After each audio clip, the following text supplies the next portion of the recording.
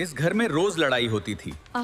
लेकिन एक दिन ऐसी बात हुई जिसने सास और बहू दोनों को पूरी तरह बदल दिया।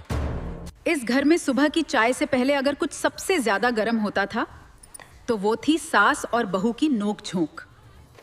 सुबह होते ही रसोई में काम शुरू हो जाता और उसके साथ शुरू हो जाती शांता देवी की नजरें, जो नेहा की हर छोटी गलती पकड़ लेती थीं।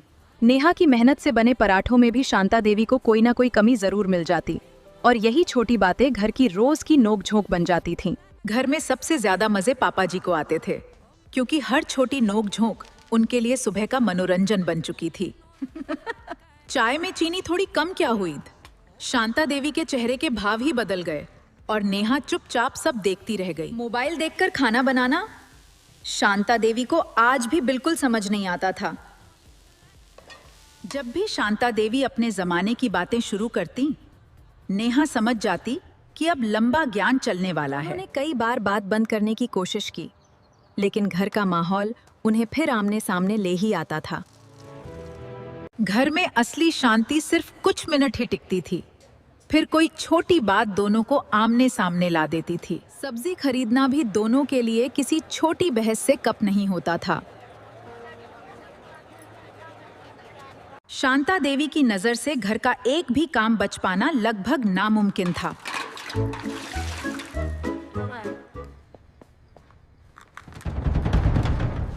मम्मी जी की नजरें घर के हर कोने तक पहुंच जाती थी। कितनी भी हो जाए, लेकिन बारिश और पकौड़े दोनों को फिर साथ बैठा ही देते थे। देखो हमारी बहू ने कितनी अच्छी पकवान बनाई है। ये तो बहुत स्वादिष्ट है। ऐसा खाना तो हमने कभी नहीं खाया। नेहा पहली बार समझ रही थी कि हर डांट के पीछे थोड़ा अपनापन भी छुपा होता है। अंधेरा होते ही कुछ देर के लिए घर की सारी नोक-झोंक भी शांत हो गई थी। उस छोटे से अंधेरे में दोनों के बीच की दूरी भी जैसे थोड़ी कम हो गई थी। लेकिन अगली सुबह घर फिर उसी पुराने अंदाज में लौट आया, जहां हर खाने के साथ एक नई कमी भी तैयार रहती थी। पापा जी अब समझ चुके थे, असली खतरा उनकी लड़ाई नहीं, बल्कि दोनों का एक साथ हो जाना था। धीरे धीरे उनकी छोटी लड़ाइयों में भी अपनापन साफ दिखाई देने लगा था।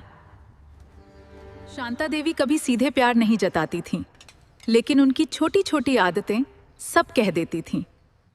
नेहा अब समझ चुकी थी कि हर डांट के पीछे शांता देवी की चिंता छुपी होती थी। रिश्तों की असली खूबसूरती शायद यही होती है, जहां छोटी नोक-झोंक के बीच भी अपनापन हमेशा बना रहता है।